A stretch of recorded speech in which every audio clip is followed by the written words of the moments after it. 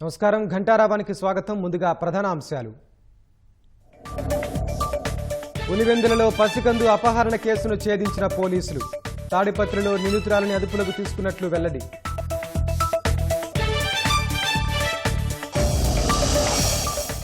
ఉద్దానంలో రెండో దశ తాగునీటి సరఫరా ప్రాజెక్టుకు శ్రీకారం. 265 కోట్లతో చేపట్టే పథకానికి కేంద్ర మంత్రి రామ్మోహన్ శంకుస్థాపన. ఆహార ధాన్యాల సేకరణ పెంచాలని ఎఫ్సీఐని కోరిన రాష్ట్రం. ప్రతిపాదనలపై సానుకూలంగా స్పందించారన్న ఎంపీ లావు.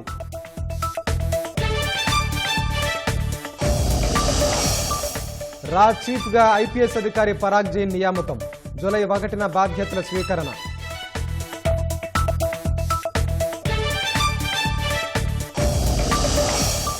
కోల్కతా లా విద్యార్థి రేప్ కేసులో ప్రధాన నిందితుడు అరెస్ట్. జూలై 1 వరకు పోలీస్ కస్టడీ విధింపు.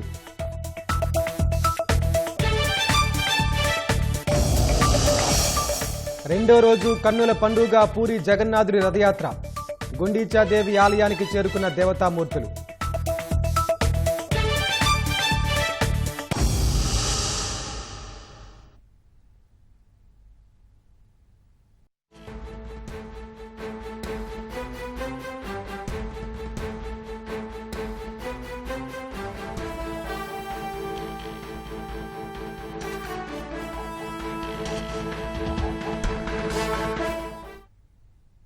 తాజా అంశాన్ని చూస్తున్నాం. పులివెందుల్లో శిశువు అపహరణ కేసును 24 గంటల్లోనే పోలీసులు ఛేదించారు. తాడిపత్రిలో శిశువు ఆచూకీని కనుగొన్నారు. దీనికి సంబంధించి మరింత సమాచారం మా ప్రతినిధి మురళి అడిగి తెలుసుకుందాం. మురళి, చెప్పండి, శిశువు లభ్యంపై పూర్తి వివరాలేంటి?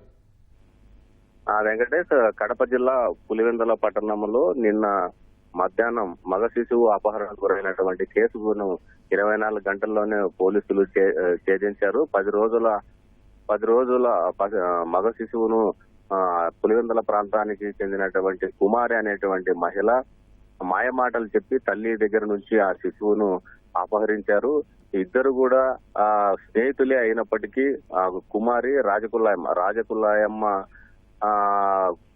10 రోజుల మగ శిశువును ఆమెకు మాయమాటలు చెప్పి నల్లపరెడ్డిపల్లె ప్రాంతానికి చెందినటువంటి కుమారి అనే మహిళ నిన్న ఇంట్లో వాళ్ళిద్దరు కూడా తల్లి బిడ్డ నిద్రిస్తుండగా వారిని ఆ తల్లి దగ్గర నుంచి కూడా ఆ మగ శిశువును ఎత్తుకెళ్లినట్లు కూడా ఆమె పోలీసులకు ఫిర్యాదు చేశారు. సీసీటీవీ దృశ్యాలు కూడా కనిపించాయి. వీటన్నిటినీ పసిగట్టినటువంటి పోలీసులు ఆమె కాల్ డేటా పైన ఉదయం నుంచి కూడా ఆరా తీస్తున్నారు. ప్రత్యేకంగా పులివెందుల డిఎస్పీ మురళీ నాయక్ 3 బృందాలను కూడా ఈ కుమారి నిందితురాలు ఎవరైతే ఉన్నారో ఆ కుమారుని కోసం కూడా ఆరా తీస్తున్నారు. ఆమె ఎవరెవరితో మాట్లాడారు ఏంటి అనే దానిపైన ఆరా తీయడంతో ఆమె ఉదయమే తెలియజేశారు. తాడపత్రి ప్రాంతానికి పులివెందుల నుంచి తాడపత్రి ప్రాంతానికి వెళ్ళినట్లు ఫోన్ కాల్ డేటా ద్వారా లొకేషన్ ద్వారా గుర్తించారు. తాడపత్రిలో 2 బృందాలు ఉదయం నుంచి కూడా గాలిస్తున్న సమయంలో కొద్దిసేపటి క్రితమే తాడపత్రి బస్టాండ్ పరిసర ప్రాంతాల్లో ఆ చంటి బిడ్డతో 10 రోజుల మగ శిశువుతో ఉన్నటువంటి కుమారుని కూడా పులివెందుల పోలీసులు అదుపులోకి తీసుకున్నారు. కొద్దిసేపటి క్రితమే ఆ బిడ్డను కూడా పులివెందుల పోలీస్ స్టేషన్ తీసుకొచ్చి తల్లికి కూడా అప్పగించారు. రాజకులాయమ్మకు ఆ బిడ్డను అప్పగించడంతో ఆమె మురిసిపోయినటువంటి పరిస్థితి. మొత్తం మీద చూస్తున్నట్టయితే కుమారి అనే మహిళ ఎందుకు ఈ బిడ్డను అపహరించింది అనే దానిపైన కూడా పోలీసులు పూర్తి స్థాయిలో దర్యాప్తు చేస్తున్నారు. ఈమె ఈ బిడ్డను తీసుకెళ్లి ఇతర ప్రాంతాలకు, అంటే ప్రధానంగా శ్రీకాకుళం, విజయవాడ ఈ ప్రాంతాలకు విక్రయించడానికి కూడా ప్రయత్నాలు చేసినట్లు కూడా పోలీసు దర్యాప్తులో వెల్లడైంది. మొత్తం మీద ఎట్టకేలకు ఆ బిడ్డను క్షేమంగా ఇంటికి తీసుకురావడం, తల్లికి అప్పగించడం పైన పోలీసుల పైన ప్రశంసలు, అదేవిధంగా తల్లి కూడా కృతజ్ఞతలు కూడా తెలియజేసినటువంటి పరిస్థితి అయితే ఉంది. వెంకటేష్, మురళి, శిశువు ఆరోగ్య పరిస్థితి ఎలా ఉంది? దానికి సంబంధించి 10 రోజుల శిశువు కావడంతో నిన్న తల్లి నుంచి దూరం చేసినటువంటి ఆ మగ శిశువును ఈ కుమారి పాల డబ్బాతో ఆమెను రక్షించుకున్నటువంటి పరిస్థితి. అయితే ప్రస్తుతం ఆ చిన్నారికి 10 రోజుల చిన్నారికి ఎలాంటి ఆరోగ్య సమస్యలు ఉత్పన్నం కాలేదు. అయితే ప్రస్తుతం తల్లి దగ్గరికి ఆ బిడ్డను చేర్చడంతో ఆమెకి ఏమైనా ఆరోగ్య సమస్యలు ఉన్నాయా అనే దానిపైన కూడా పోలీసులు ఆరా తీస్తున్నారు. ఎందుకైనా మంచిదని స్థానికంగా ఉన్నటువంటి పులివెందుల ప్రభుత్వ ఆసుపత్రికి ఇద్దరిని కూడా తల్లి బిడ్డని కూడా తరలించాలి. తరలించిన తర్వాత అక్కడ ప్రాథమికంగా వైద్య చికిత్సలు కూడా చేయించాలని కూడా పోలీసులు భావిస్తున్నారు. ఆ ప్రక్రియ అయితే ప్రస్తుతం కొనసాగుతోంది. పులివెందుల పోలీస్ స్టేషన్ లో ప్రస్తుతం ఆ తల్లికి ఆ 10 రోజుల మగ శిశువును అప్పగించే ప్రక్రియ అయితే ప్రస్తుతం ఉంది. మరి కాసేపట్లో వాళ్ళిద్దరిని కూడా తల్లి బిడ్డ ఇద్దరిని కూడా ప్రభుత్వ ఆసుపత్రికి తరలించే యోచనలో కూడా పోలీసులు ఉన్నారు. వెంకటేష్, ధన్యవాదాలు మురళి. ఉద్దానంలో 2వ దశ తాగునీటి సరఫరా ప్రాజెక్టుకు కేంద్ర మంత్రి రామ్మోహన్ శంకుస్థాపన చేశారు. శ్రీకాకుళం జిల్లా పాతపట్నం మండలం కాగువాడలో 265 కోట్ల నిధులతో చేపట్టే తాగునీటి పథకానికి ఆయన పునాది వేశారు. దీని ద్వారా జిల్లాలో 5 మండలాలు, మన్యం జిల్లాలో 2 మండలాల్లోని 578 గ్రామాలకు తాగునీరు అందుతుందని కలెక్టర్ స్వప్నిల్ దినకర్ తెలిపారు. తాగునీటి కోసం మీరు అందరూ ఇబ్బంది పడకలు అన్ని కూడా కట్టి ప్రతి గ్రామానికి కూడా తాగునీరు అందించే కార్యక్రమం ఈ రోజు చేస్తున్నటువంటి శంకుస్థాపనతో 1 సంవత్సరంలోనే చేస్తాం. ఎంతో మంది తల్లులు ఉన్నారు. మీరందరూ కూడా ఆలోచించాల్సింది మన పిల్లల భవిష్యత్ ఏ రకంగా ఉంటుందని. 1000 రూపాయలు వస్తే, 2000 వస్తే, 3000 వస్తే పిల్లల భవిష్యత్తు మారిపోదు.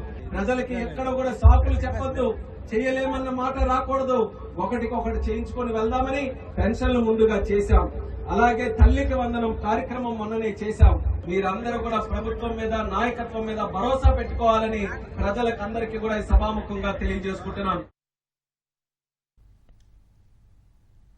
రాజధాని అమరావతి ప్రాంతంలో భాగమైన ఎన్టీఆర్ పోలీస్ కమిషనరేట్ను నేర రహిత ప్రాంతంగా మార్చాలనే లక్ష్యంగా పోలీస్ శాఖ ముందుకెళ్తుందని హోంమంత్రి అనిత అన్నారు. విజయవాడ వెన్యూ ఫంక్షన్ హాల్లో సురక్ష 360 కార్యక్రమాన్ని అనిత ప్రారంభించారు. ఎన్టీఆర్ జిల్లాలో ఆలయాల పరిరక్షణకు సురక్ష 360ని ప్రారంభించినట్లు అనిత వెల్లడించారు. పోలీస్ కమిషనరేట్ పరిధిలో తొలిసారి నగరం నుంచి గ్రామాల వరకు 100% సీసీ కెమెరాలు ఏర్పాటు చేశామన్నారు. కెమెరాల ఏర్పాటుతో రాష్ట్రంలో నేరాల సంఖ్య తగ్గుతుందని అనిత అభిప్రాయపడ్డారు. ఇక్కడ క్రైమ్ అనేది మనం చాలా కంట్రోల్లో ఉంటేనే రేపొద్దున వచ్చే పెట్టుబడులు కూడా ఇక్కడికి వచ్చే పరిస్థితి కనిపిస్తా ఉంది. దానిలో భాగంగానే ఇందాక సురక్ష డివైన్ అని పెట్టి ఒకటి ఓపెన్ చేసాం. టెంపుల్స్ దగ్గర only 1000 cameras, at the same time మన గవర్నమెంట్ పెట్టినవి 2000 కెమెరాస్. ఓవరాల్ గా 7500 కెమెరాలు విజయవాడ కమిషనరేట్ లోనే ఉండడం నిజంగా ఇది first time in the history. దీని మెయింటెనెన్స్ కూడా అదే విధంగా డిపార్ట్మెంట్ వాళ్ళు చేసుకొని దానికి తగ్గ ఫీడ్ మనం తెచ్చుకోవాలి. ఈ రోజు టెక్నాలజీని బేస్ చేసుకొని, ఆర్టిఫిషియల్ ఇంటెలిజెన్స్ని బేస్ చేసుకొని ఈరోజు పోలీసింగ్ అన్నది చాలా ఎఫెక్టివ్గా ముందుకెళ్తుంది. ఒక ఉమెన్ మిస్సింగ్ జరిగితే 24 గంటల్లో ఆ ఉమెన్ మిస్సింగ్ కేసును ఛేదించగలుగుతున్నాం. ఒక గంజా స్మగ్లర్ ఏదైనా వాడి గంజా పడ్లరు ఏజెన్సీ నుంచి తెస్తే ఇమీడియట్గా పట్టుకోగలుగుతున్నాం. ఇన్విజిబుల్ పోలీస్, విజిబుల్ పోలీసింగ్ కనిపించాలి కానీ పోలీస్ కనిపించకూడదు. ప్రజల సేవలో మేము ఎంత దూరమైనా వెళ్తాము, అందులో ఎటువంటి పరిస్థితుల్లో వెనకడుగు వేయమని చెప్పేసి నేను ఈ సందర్భంగా అందరూ తెలియజేస్తాను. అనాథరైజ్డ్ వ్యవహారాల్లో ప్రజలు ఆశకు పోతే చాలా ఇబ్బందికరంగా ఉంటుంది. సో దానికి కూడా ఒక అవేర్నెస్ క్యాంపెయిన్ భారీ ఎత్తున మేము స్టార్ట్ చేయబోతున్నాము. జగనన్న కాలనీలో భారీగా అవినీతి అక్రమాలు జరిగాయే తప్ప పేదలకు ఇల్లు నిర్మించాలన్న లక్ష్యం నెరవేరలేదని కేంద్ర మంత్రి పెమ్మసాని చంద్రశేఖర్ అన్నారు. పేదలకు ఇళ్ల పేరిట భూముల కొనుగోలు నుంచి నిర్మాణం వరకు అడ్డగోలుగా వ్యవహరించారని, కాలనీల్లో కనీస వసతులు కల్పించలేదని మండిపడ్డారు. గుంటూరు కలెక్టరేట్లో జరిగిన సమావేశంలో పాల్గొన్న పెమ్మసాని కేంద్ర ప్రభుత్వ పథకాల అమలు, పురోగతిపై సమీక్షించారు. జాతీయ రహదారులకు సంబంధించి గుంటూరు, వినుకొండ, గుంటూరు, నిజాంపట్నం రహదారుల పనులపైన సమీక్ష జరిపారు. ఒక్కొక్కరికి 2-3 ఎలిజిబిలిటీలు, డూప్లికేట్ హౌసెస్, చాలా ప్రాబ్లమ్స్ ఉన్నాయి హౌసింగ్ స్కీమ్లో. మళ్ళీ ఇండివిజువల్గా ఒకసారి రివ్యూ పెట్టుకొని ఇండివిజువల్ సైట్కి వెళ్ళి అక్కడ ఏమేం కావాలో అవన్నీ చూసుకొని ఏ విధంగా చేస్తే ఆ హ్యాబిటేషన్లో మనుషులు నిజంగా వెళ్ళి ఉండగలరు. అంటే ఒక ట్రాన్స్పోర్టేషన్, కరెంట్ కానీ, లేకపోతే వాటర్ కానీ, రోడ్డు కానీ, ఇవన్నీ చేసే విధంగా ఒక 1 మంత్లో అన్ని ఈ సైట్స్ని ఒక ఇన్ఫ్రాస్ట్రక్చర్ ప్లాన్ రెడీ చేయమని చెప్పాం. గుంటూరు మున్సిపల్ కార్పొరేషన్కి వచ్చేటప్పటికి అమృత్ 2 స్కీము నిన్న టెండర్స్ కాల్ఫర్ చేశారు. వీళ్ళనేది జూలై 21కి టెండర్ ఫైనలైజేషన్ అయ్యి ఆగస్టు 15కి వర్క్ స్టార్ట్ అవుద్దని చెప్పారు. అదేవిధంగా అమృత్ 1 గోరంట్ల వాటర్ స్కీమ్ పాతది ఏదైతే ఉందో కాంట్రాక్టర్ రెస్పాండ్ అవ్వట్లేదన్నారు. సో ఆ కాంట్రాక్టర్ని మరి తీసేసి కొత్త కాంట్రాక్టర్ని తీసుకొని వచ్చి ఒక 4 మంత్స్లో దీన్ని ఎట్లా తీసుకువెళ్లాలనే దాని మీద కమిషనర్ గారు క్లారిటీ ఇచ్చారు. వైసీపీ కార్యకర్తలను జగన్ రెచ్చగొడుతూ వారి జీవితాలతో చెలగాటమాడుతున్నారని మంత్రి సవిత ధ్వజమెత్తారు. శ్రీ సత్యసాయి జిల్లా పెనుకొండలో 62 లక్షల రూపాయలతో నిర్మించే అన్న క్యాంటీన్కు ఎంపీ పార్థసారథితో కలిసి భూమి పూజ చేశారు. జగన్ భ్రమలో పడి మోసపోవద్దని వైసీపీ కార్యకర్తలకు సవిత సూచించారు. ఒక ముఖ్యమంత్రి గారు రెచ్చగొట్టే విధానం కాదా? మరి సంవత్సరం కింద ప్రజల సొమ్ము ప్రజలతో అప్పు తీసుకుని ఆత్మహత్య చేసుకున్న వ్యక్తికి విగ్రహం పెట్టి పూలారమైనటువంటి ఏంటి సంకేతం? ప్రజలకు ఏం మెసేజ్ ఇస్తున్నారు? యువతను రెచ్చగొడుతున్నారు. దయచేసి వైసీపీ కార్యకర్తలందరూ ఆలోచించండి. ఈ రోజు ఆయన మిమ్మల్ని వాడుకుంటున్నాడు. మీరు బాగుండాలనుకుంటే ఒక్కసారి ఆలోచించండి. మీ వైసీపీ కార్యకర్త కారు కింద పడి చనిపోతే లాగి పక్కకు పడేశారు. సామాన్యమైన వాళ్ళు, గుర్తు తెలియని వారికి ఏదైనా ఎదురుగా యాక్సిడెంట్ జరిగితేనే అందరం విలవిలబడి అంబులెన్స్లు పిలిపించి హాస్పిటల్కి పంపిస్తాం. మరి మీ జగన్మోహన్ రెడ్డి గారికి అది కనిపించలేదా? రాష్ట్రంలో ఉత్పత్తి అయ్యే ఆహార ధాన్యాల సేకరణను మరింత పెంచాలని ఫుడ్ కార్పొరేషన్ ఆఫ్ ఇండియాను రాష్ట్రం కోరింది. గతేడాది నిర్దేశిత లక్ష్యంలో సగం కూడా సేకరించలేదని ఎఫ్సీఐ రాష్ట్ర స్థాయి సమావేశంలో పాల్గొన్న ఎంపీ లావు శ్రీకృష్ణదేవరాయలు చెప్పారు. రాష్ట్రంలోని ఎఫ్సీఐ గోదాముల్లో మిగిలిన ఖాళీ ప్రదేశాన్ని రాష్ట్ర సివిల్ సప్లై శాఖకు ఇవ్వాలని కోరారు. రాష్ట్ర ప్రతిపాదనలపై ఎఫ్సీఐ అధికారులు సానుకూలంగా స్పందించారని సమావేశం తర్వాత ఎంపీ లావు శ్రీకృష్ణదేవరాయలు తెలిపారు. ఈ మీటింగ్లో వచ్చిన విషయాలు, ఒకటి ఎఫ్సీఐ గోడౌన్స్ సంబంధించి ఇంకా బాగా ఏ విధంగా ఉపయోగించాలి, వాటి క్వాలిటీని ఏ విధంగా పెంపొందించాలి, వాటిలో స్టోరేజ్ కెపాసిటీని ఇప్పుడు 75 to 80% మాత్రమే ఉపయోగిస్తూ ఉన్నారు. ఇంకా మిగతా వాటిని కూడా ఎలా ఉపయోగించుకోవాలి, ఒకవేళ ఎఫ్సీఐ గోడౌన్స్ ఖాళీగా ఉంటే వాటిని సివిల్ సప్లైస్ డిపార్ట్మెంట్కి ఇచ్చే విధంగా చేయమని చెప్పి అడగడం జరిగింది. మరొకటి ఏదైతే రాష్ట్రానికి, ఆంధ్ర రాష్ట్రానికి ఇచ్చారో ఎఫ్సీఐ తరఫున, కేంద్ర ప్రభుత్వం తరఫున ప్రొక్యూర్మెంట్, దాంట్లో ఎంత ప్రొక్యూర్ చేస్తూ ఉన్నారు, అంటే మనం ప్రొక్యూర్ చేసి ఎంత ఎఫ్సీఐకి ఇస్తా ఉన్నాం, ఇంకా ఎంత వెసులుబాటు ఉంది అనేది కూడా ఈరోజు మాట్లాడటం జరిగింది. దాదాపు మనకి 25 లక్షల మెట్రిక్ టన్నుల దాకా ప్రొక్యూర్ చేసుకునే ఎఫ్సీఐ తీసుకునే దానికి అవకాశం ఉంది. కానీ లాస్ట్ ఇయర్ మాత్రం 10 lakh మెట్రిక్ టన్స్ దాకా మాత్రమే ఎఫ్సీఐ మన రాష్ట్రం దగ్గర నుంచి తీసుకుంది. ఇంకా ఎక్కువ ఇచ్చే అవకాశం, తీసుకునే అవకాశం కూడా ఉంది. కాబట్టి దాన్ని పెంపొందించాలని చెప్పి కూడా అడగడం జరిగింది. ఏదైతే థర్డ్ పార్టీ ద్వారా ఈ గోడౌన్స్ అన్నింటినీ కూడా, గోడౌన్స్తో పాటు అక్కడ స్టోర్ చేస్తున్న రైసు, వీటన్నింటినీ కూడా థర్డ్ పార్టీ ద్వారా అసెస్మెంట్ చేస్తూ ఉన్నారు ఎఫ్సీఐ వారు. దాని గురించి ప్రజెంట్ చేయమని చెప్పడం జరిగింది. దాంతోపాటుగా మన సివిల్ సప్లైస్ సంబంధించిన వాటిని కూడా థర్డ్ పార్టీ పరంగా ఏ విధంగా ఆన్పార్ ఎలా తీసుకొచ్చే అవకాశం ఉందో కూడా సజెషన్స్ ఇవ్వమంటం జరిగింది. అలాగే ప్రొక్యూర్మెంట్కి సంబంధించి కూడా ఎఫ్సీఐ ఏదైతే సిస్టమ్స్ ఫాలో అవుతూ ఉందో, ఏ విధంగా క్వాలిటీ కంట్రోల్ చేస్తూ ఉందో, వాటన్నిటి మీద కూడా ఈరోజు మాట్లాడటం జరిగింది. వాటిని ఇంకా ఇంప్రూవ్ చేసే విధంగా కూడా ప్రయత్నించమని చెప్పుకోవటం జరిగింది. డిపెండ్ అయిన ఉన్న రైతులకి మరింతగా ఉపయోగపడే విధంగా కూడా ఏ విధమైన చర్యలు తీసుకోవాలి, ఏ విధమైన మార్పులు చేయాలి అనేది ఈరోజు మీటింగ్లో సూచనలు చేయడం జరిగింది. అవి చాలా పాజిటివ్గానే ఎఫ్సీఐ వాళ్ళు కూడా ముందుకు వచ్చారు. తప్పకుండా మేము చేస్తామన్నారు. జూలై 1న బీజేపీ రాష్ట్ర నూతన అధ్యక్ష ఎన్నిక జరగనుంది. పార్టీ రాష్ట్ర ఎన్నికల అధికారి, రాజ్యసభ సభ్యుడు పాకా సత్యనారాయణ సంబంధిత షెడ్యూల్ ప్రకటించారు. పార్టీలో అంతర్గత ప్రజాస్వామ్యం పాటిస్తూ 3 ఏళ్లకోసారి రాష్ట్ర అధ్యక్ష ఎన్నికకు నోటిఫికేషన్ ఇస్తున్నట్లు ఆయన వెల్లడించారు. స్టేట్ కౌన్సిల్ మెంబర్స్, జిల్లా అధ్యక్షులు, 8 మంది ఎమ్మెల్యేలు, 5 ఎంపీలు, 1 ఎమ్మెల్సీ ఎన్నికల జాబితాలో ఉంటారని తెలిపారు. అధ్యక్షుని ఎంపిక చేసుకునేటటువంటి ఓటర్ల జాబితాని ఇక్కడ బహిర్గతపరచడం, మీడియా ద్వారా దాన్ని తెలియపరిచేటటువంటి ప్రక్రియ 29, 30వ తేదీన ఉదయం 11 గంటల నుంచి 1 గంట వరకు నామినేషన్ల యొక్క స్వీకరణ, 1 గంట పాటు స్క్రూటినీ చేసేటటువంటి ప్రక్రియ, సాయంత్రం 4 గంటలలోపు ఉపసంహరణ, 1వ తేదీనే ఈ యొక్క రాష్ట్ర అధ్యక్షుడికి సంబంధించినటువంటి పేరుని ఖరారు చేసేటటువంటి ప్రక్రియ. జాతీయ పార్టీ నుంచి పిసి మోహన్ అబ్జర్వర్గా ఈ యొక్క ప్రక్రియని వారి నేతృత్వంలో అంతా కూడా సమగ్రం జరుగుతూ నేషనల్ కౌన్సిల్స్ మెంబర్స్ యొక్క జాబితాను కూడా తయారు చేసి జాతీయ అధ్యక్షుడు ఎంపిక చేసేటువంటి ప్రక్రియ వారి ద్వారా కొనసాగేటటువంటి అవకాశం ఉందని చెప్పి తెలియజేస్తా ఉన్నాం. విశాఖలో తాగునీటి సరఫరా అవుట్సోర్సింగ్ కార్మికుల ఆందోళన ముగిసింది. విశాఖ మేయర్ పీలా శ్రీనివాసరావుతో కార్మిక సంఘాల ప్రతినిధులు చర్చలు ఫలవంతమయ్యాయి. పెంచిన వేతనాలు వెంటనే చెల్లించాలంటూ జీవీఎంసీలోని తాగునీటి సరఫరా పొరుగు సేవల సిబ్బంది శుక్రవారం నుంచి ఆందోళనకు దిగడంతో సరఫరాకు ఆటంకం ఏర్పడింది. ఈ క్రమంలో మేయర్ శ్రీనివాసరావు కార్మిక సంఘాల నేతలతో చర్చలు జరిపి పెంచిన వేతనాలు ఇచ్చేందుకు చర్యలు తీసుకుంటామని హామీ ఇవ్వడంతో కార్మికులు శాంతించారు. సమాన పనికి సమాన వేతనం సంక్షేమ పథకాలు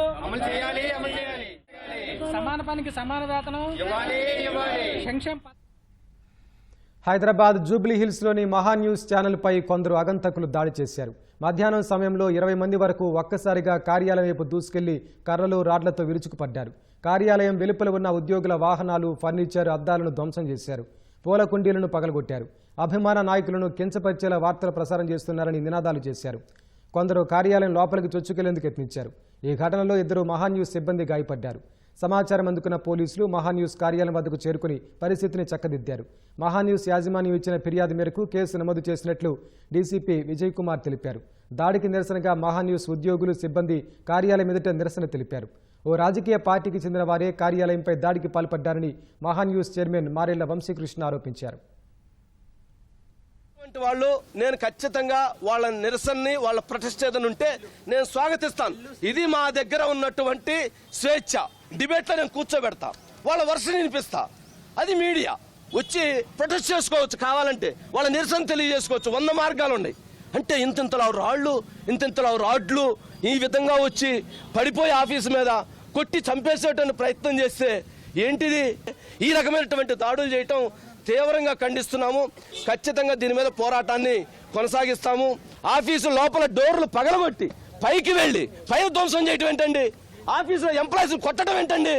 సిస్టమ్స్, కంప్యూటర్ సిస్టమ్స్ బలగొట్టడం ఏంటి? ఖచ్చితంగా ఇది దాడి చేసి చంపేటువంటి ప్రయత్నంలో భాగంగానే ఈ రకమైనటువంటి చర్యలకు పాల్పడ్డారు. హైదరాబాద్లోని మహాన్యూస్ ఛానల్ ప్రధాన కార్యాలయంపై దాడిని ముఖ్యమంత్రి చంద్రబాబు, మంత్రి నారా లోకేష్ ఖండించారు. ప్రజాస్వామ్యంలో ఇలాంటి దాడులకు చోటు లేదని, బెదిరింపులు, దాడులతో మీడియాను కట్టడి చేయాలని ఆలోచన మంచిది కాదని చంద్రబాబు అన్నారు. ప్రజావాణి వినిపించే మీడియాపై దాడిని ప్రజాస్వామ్యంపై జరిగిన దాడిగా పరిగణించాలని మంత్రి లోకేష్ అన్నారు. మీడియాలో ప్రసారమయ్యే వార్తలు, కథనాలపై అభ్యంతరాలుంటే చట్టపరమైన మార్గాల్లో వెళ్లాలన్నారు. అలా కాదని దాడులు చేయడం క్షమించరాని నేరమన్నారు. దాడికి బాధ్యులైన వారిపై తెలంగాణ ప్రభుత్వం చట్టపరంగా చర్యలు తీసుకోవాలన్నారు. మహాన్యూస్ యాజమాన్యానికి, సిబ్బందికి వారు సంఘీభావం తెలిపారు. హైదరాబాద్లో మీడియా ఛానల్పై జరిగిన దాడిని ఉప ముఖ్యమంత్రి పవన్ కళ్యాణ్ ఖండించారు. మహాన్యూస్ ఛానల్ ప్రధాన కార్యాలయంపై దాడి గర్హనీయమన్నారు. మీడియాలో ప్రసారమయ్యే వార్తలు, కథనాలపై అభ్యంతరాలుంటే చట్టపరమైన మార్గాల్లో స్పందించాలే కానీ అందుకు భిన్నంగా దాడులకు పాల్పడటం సమంజసం కాదని పవన్ మండిపడ్డారు. మీడియా ఛానల్పై జరిగిన దాడిని ప్రజాస్వామ్యవాదులు తప్పనిసరిగా ఖండించాలన్నారు. దాడికి బాధ్యులైన వారిపై చట్టపరంగా చర్యలు తీసుకోవాలని తెలంగాణ రాష్ట్ర ప్రభుత్వానికి పవన్ విజ్ఞప్తి చేశారు. ప్రజాస్వామ్యంలో భౌతిక దాడులకు ఎన్నటికీ ఆస్కారం ఉండకూడదని, శాంతియుతంగా ఉండాలని పార్టీ శ్రేణులకు బీఆర్ఎస్ కార్యనిర్వాహక అధ్యక్షుడు కేటీఆర్ విజ్ఞప్తి చేశారు. అలాగే అబద్దాలు, అసందర్భ ప్రేలాపనలు, మీడియా ముసుగులో చేసే రాజకీయాలకు అస్సలు తావు ఉండకూడదని అన్నారు. రేవంత్ రెడ్డి, ఆయన అనుచరగణం చేస్తున్న బురద జల్లే కుట్రపూరిత కార్యక్రమంపై చట్టబద్ధమైన ప్రక్రియను నమ్మి ముందుకు సాగుదామని పిలుపునిచ్చారు. పార్టీ నాయకులపై జరుగుతున్న దుష్ప్రచారంపై శ్రేణుల్లో ఉన్న ఆవేదనను అర్థం చేసుకోగలనన్నారు. భారత మాజీ ప్రధాని పివి నరసింహారావు 104వ జయంతి సందర్భంగా సీఎం చంద్రబాబు, మంత్రి నారా లోకేష్ ఘన నివాళి అర్పించారు. దేశం క్లిష్ట పరిస్థితుల్లో ఉండగా పివి ప్రధానిగా బాధ్యతలు స్వీకరించారని సీఎం అన్నారు. ఆర్థిక సంస్కరణల ద్వారా దేశ గతిని మార్చిన పివి ఎప్పటికీ స్ఫూర్తిగా నిలుస్తారని కొనియాడారు. తొలి తెలుగు ప్రధానిగా, ఆర్థిక సంస్కరణల రూపకర్తగా పివి కీర్తి గడించారని మంత్రి లోకేష్ కొనియాడారు. పివి నరసింహారావు బహుముఖ ప్రజ్ఞాశాలి అన్నారు. దేశానికి, రాష్ట్రానికి ఆయన చేసిన సేవలను స్మరించుకుందామన్నారు. కోల్కతాలో 24 ఏళ్ల న్యాయ విద్యార్థినిపై గ్యాంగ్ రేప్ ఘటనలో ఇప్పటికే 2 నిందితులను అరెస్టు చేసిన పోలీసులు తాజాగా ప్రధాన నిందితుడైన మనోజిత్ మిశ్రాతో పాటు ఓ సెక్యూరిటీ గార్డును అరెస్టు చేశారు. కోర్టు వారికి జూలై 1 వరకు పోలీస్ కస్టడీ విధించింది. మనోజిత్ మిశ్రా అదే కాలేజీలో తాత్కాలిక సిబ్బందిగా పనిచేస్తుండగా జైబ్ అహ్మద్, ప్రమిత్ ముఖర్జీ అక్కడే విద్యార్థులుగా ఉన్నారు. క్యాంపస్ రాజకీయాల్లో టీఎంసీ మద్దతుదారుగా బాధితురాలు చురుగ్గా ఉండేది. పరీక్ష ఫామ్లను నింపేందుకు ఆమె బుధవారం కళాశాలకు వెళ్లింది. మిగతా విద్యార్థులను పంపేసిన మిశ్రా ఆమెతో పాటు మరో 7 విద్యార్థులను యూనియన్ గదికి తీసుకెళ్లాడు. అక్కడ ఆమెను యూనియన్ పదవికి ఎంపిక చేసినట్లు మిశ్రా చెప్పడంతో బాధితురాలు సంతోషించింది. ఇదే అదనుగా భావించిన మిశ్రా ఆమెను బయటకు తీసుకెళ్లి పెళ్లి చేసుకోవాలని కోరాడు. ఆమె తిరస్కరించడంతో విద్యార్థులతో కలిసి సెక్యూరిటీ గార్డుల గదికి తీసుకెళ్లి గ్యాంగ్ రేప్కు తెగబడ్డాడు. హాకీ స్టిక్తో తీవ్రంగా కొట్టారు. కాళ్లు పట్టుకుని వేడుకున్నా వినలేదు. ఘటనను వీడియో తీసి పోలీసులకు చెబితే వాటిని నెట్లో పెడతామని బెదిరించారు. సెక్యూరిటీ గార్డు కూడా వారికి సహకరించినట్లు తెలుస్తోంది. బాధితురాలు తన తండ్రికి విషయం చెప్పడంతో విషయం వెలుగులోకి వచ్చింది. కోల్కతాలో న్యాయ విద్యార్థినిపై గ్యాంగ్ రేప్ ఘటనకు బాధ్యత వహించి పశ్చిమ బెంగాల్ సీఎం మమతా బెనర్జీ క్షమాపణలు చెప్పడంతో పాటు తన పదవికి రాజీనామా చేయాలని బీజేపీ డిమాండ్ చేసింది. నిందితులకు అధికార టీఎంసీతో సంబంధాలున్నాయని బీజేపీ అధికార ప్రతినిధి సంబిత్ పాత్ర ఆరోపించారు. తృణమూల్ కాంగ్రెస్ విద్యార్థి సంఘం పదవిలో ప్రధాన నిందితులు ఉండగా మిగతా వారు సభ్యులని చెప్పారు. ఈ ఘటన ఒక విధంగా రాష్ట్ర ప్రాయోజిత క్రూరత్వానికి నిదర్శనమని సంబిత్ పాత్ర విమర్శించారు. మహిళా సీఎం ఉన్న బెంగాల్లో అత్యాచారాలు ఎక్కువగా జరగడం శోచనీయమన్నారు. హోంశాఖ బాధ్యతలు కూడా చూస్తున్న సీఎం మమత మహిళలపై జరుగుతున్న ఆకృత్యాలను తేలిగ్గా తీసుకుంటున్నారని ఆగ్రహం వ్యక్తం చేశారు. బాధితురాలిపై తోటి విద్యార్థి అత్యాచారం చేస్తే ప్రభుత్వం ఏం చేస్తుందన్న టీఎంసీ ఎంపీ కళ్యాణ్ బెనర్జీ వ్యాఖ్యలపై సంబిత్ మండిపడ్డారు.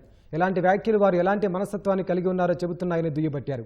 అలాగే ఘటనపై నిజ నిర్ధారణకు బీజేపీ 4 సభ్యుల కమిటీని ఏర్పాటు చేసినట్లు సంబిత్ పాత్ర చెప్పారు. రీసెర్చ్ అనాలిసిస్ వింగ్ రా నూతన అధిపతిగా పరాగ్ జైన్ నియమితులయ్యారు. ఈ మేరకు కేంద్రం ఉత్తర్వులు జారీ చేసింది. 1989 ఐపీఎస్ బ్యాచ్ పంజాబ్ కేడర్ అధికారి అయిన ఆయన జూలై 1న బాధ్యతలు చేపట్టనున్నారు. పరాగ్ జైన్ 2 ఏళ్ల పాటు ఈ పదవిలో కొనసాగనున్నారు. ప్రస్తుతం ఆయన దేశానికి చెందిన ఉన్నత శ్రేణి ఇంటెలిజెన్స్ ఆపరేషన్స్కు సారథ్యం వహించే ఏవియేషన్ రీసెర్చ్ సెంటర్ అధిపతిగా ఉన్నారు. ఆపరేషన్ సింధూర్ సమయంలో పాకిస్తాన్ సాయుధ బలగాలతో పాటు ఉగ్రవాద శిబిరాలుండే ప్రాంతాలను గుర్తించడంతో ఈ బృందం కీలక పాత్ర పోషించింది. ప్రస్తుతం రా అధిపతిగా ఉన్న రవి సిన్హా ఈ నెల 30న పదవి విరమణ చేయనున్నారు. పూరి జగన్నాథుడు తోబుట్టువులైన బలభద్రుడు సుభద్రాదేవితో కలిసి తమ పెనతల్లి గుండీచాదేవి ఆలయానికి చేరుకున్నారు. 9 రోజులు అక్కడే కొలువుదీరనున్న దేవతామూర్తులు జూలై 5న తిరిగి పూరికి చేరుకుంటారు. తిరిగొచ్చే రథయాత్రను బహుదా యాత్ర అని అంటారు. గుండీచా మందిరంలో జగన్నాథుడు, బలభద్రుడు, సుభద్రాదేవి మూర్తులను పారిశ్రామికవేత్త గౌతమ్ అదానీ ఆయన సతీమణితో కలిసి దర్శించుకున్నారు. ఈ ఏడాది 40 లక్షల మంది భక్తులకు అన్నదానం నిర్వహిస్తామని అదానీ గ్రూప్ ప్రకటించింది. గౌతమ్ అదానీ స్వయంగా గరిటె తిప్పారు. శుక్రవారం సాయంత్రం పూరి రథయాత్ర ప్రారంభమైంది. రాత్రివేళ ఓ చోట బలభద్రుడి రథం ఇరుక్కుపోయింది. రద్దీ కారణంగా వెనకున్న రథాలు ముందుకు సాగలేకపోయాయి. రాత్రంతా కట్టుదిట్టమైన భద్రత మధ్య రథాలను మార్గమధ్యలోనే ఉంచారు. ఇవాళ ఉదయం 10 గంటలకు రథయాత్ర తిరిగి ప్రారంభమైంది.